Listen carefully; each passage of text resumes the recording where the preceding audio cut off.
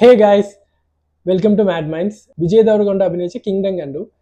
Directed by Gautam Tinnanuri. Jersey direct ചെയ്ത ഡയറക്ടറാണ് നാനിയുടെ. ആ സിനിമ കണ്ടിട്ടാണ് ഞാൻ ഈ സിനിമ കാണാണ്ട് പോയത്. എനിക്ക് ആ സിനിമ പേഴ്സണലി ഭയങ്കരമായിട്ട് ഇഷ്ടപ്പെട്ടു. ഭയങ്കര മോട്ടിവേഷൻ തരുന്ന ഒരു സിനിമയാണ്. അപ്പോൾ അതുപോലത്തെ സ്ക്രീൻ പ്ലേ എല്ലാം ഉണ്ടാവുമെന്ന് വിചാരിച്ചിട്ടാണ് പോയത്. ബട്ട് ഇത് എന്നെ കുറച്ച് ഡിസപ്പോയിന്റ് ചെയ്തു. പേഴ്സണലി എനിക്ക് ഇഷ്ടപ്പെട്ടില്ല. പിന്നെ ഈ സിനിമ കാണാൻ വേറൊരു കാരണം ഇതിന്റെ ട്രെയിലർ, അതിന്റെ മ്യൂസിക്, അനിരുദ്ധ് മ്യൂസിക് ചെയ്ത് അത് ഇൻസ്റ്റാഗ്രാമിൽ കിടന്ന് കളിക്കുകയായിരുന്നു. അതുകൊണ്ട് എനിക്ക് വിജയ് ദേവരകൊണ്ടന്റെ ഒരു തിരിച്ചുവരവായിരിക്കും തന്നെ വിചാരിച്ചു. അർജുൻ റെഡ്ഡിക്ക് ശേഷം പുള്ളിയുടെ ഒരു കംബാക്ക് സിനിമ ആയിരിക്കും ഞാൻ പ്രതീക്ഷിച്ചു. എനിക്ക് അതിന് ശേഷം അർജുൻ റെഡ്ഡിക്ക് ശേഷം ഒരു നല്ല മൂവി കിട്ടിയ പോലെ ഇതുവരെ തോന്നിയിട്ടില്ല. ഇതും അത്രയ്ക്ക് വർക്കൗട്ട് ആയിട്ടില്ല. കംബാക്ക് എന്ന് പറയാൻ പറ്റത്തില്ല. ഒരു ആവറേജ് മൂവി. പിന്നെ സ്റ്റോറിനെ കുറിച്ച് പറയുകയാണെന്നുണ്ടെങ്കിൽ അങ്ങനെ പ്രത്യേകിച്ച് പറയത്തക്കതായിട്ടൊന്നുമില്ല. ഒരു ബേസിക്, അതായത് എപ്പോഴും ഉള്ള പോലത്തെ എല്ലാ മൂവീസിന്റെ സീൻസും കൂടിയിട്ട് ഒരു കലത്തിയൊരു പടം പോലെ എനിക്ക് തോന്നിയത്.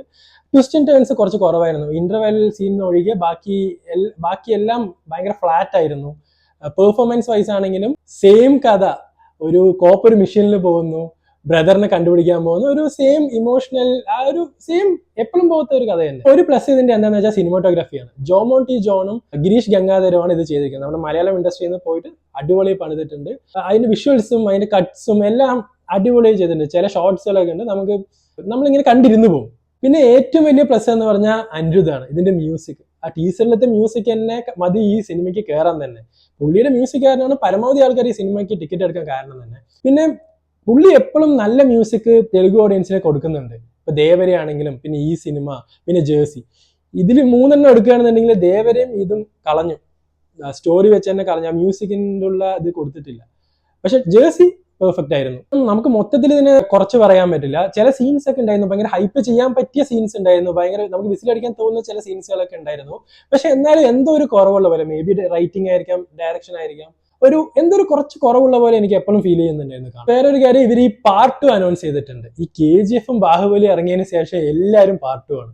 ഒരു വലിയ പടം വന്ന് പാർട്ട് 2. ഒരു പടം ഇവർക്ക് ചുരുക്കാൻ പറ്റുന്നില്ല. ഒന്നാമത് ഈ പടം ചുരുക്കിയെടുത്താനുള്ള കാര്യമേ ഉള്ളൂ. ഇനിയിപ്പോ പാർട്ട് 2 എന്താ വരാൻ പോകുന്നതെന്ന് അറിയത്തില്ല. പക്ഷെ എനിക്കൊരു പേഴ്സണൽ അഭിപ്രായം എന്താണെന്ന് വെച്ചാൽ, പാർട്ട് 2 എടുക്കണമെന്നുണ്ടെങ്കിൽ അത്ര വലിയ സ്റ്റോറി ഉണ്ടെങ്കിൽ മാത്രം എടുത്താൽ മതി. അല്ലാതെ വെറുതെ ഒരു 2 പാർട്ടാക്കി എടുക്കണം, ഇതൊരു ബ്രഹ്മാണ്ഡ സിനിമയാണെന്ന് പറഞ്ഞതിന് അത് കാരണം കൊണ്ട് മാത്രം പാർട്ട് 2ലേക്ക് പോകുന്നു എന്നുള്ള ഒരു ട്രെൻഡ് ഇപ്പൊ വരുന്നുണ്ട്. അതിനോട് എനിക്ക് ഭയങ്കര എനിക്ക് അതിനോട് പേഴ്സണലി താല്പര്യമില്ല. ഓവറോൾ ഒരു ആവറേജ് പടമായിട്ടാണ് എനിക്ക് തോന്നിയത്. കൊടുത്ത ഹൈപ്പിനെ അത്ര മീറ്റ് ചെയ്തിട്ടില്ല. കുറച്ച് നല്ല സീൻസ് ഉണ്ട്, കുറച്ച് ഫ്ലാറ്റ് സീൻസ് ഉണ്ട്. Technically okay. അതാണ് എന്റെ അഭിപ്രായം. നിങ്ങൾ ഈ സിനിമ കണ്ടിട്ടുണ്ടെന്നുണ്ടെങ്കിൽ നിങ്ങളുടെ അഭിപ്രായം കമന്റ്സിൽ പറയുക. ഇനിയും ഇതുപോലുള്ള മൂവി റിവ്യൂസ് ആയിട്ട് വീണ്ടും കാണാം. Please subscribe our channel. Until then, see U.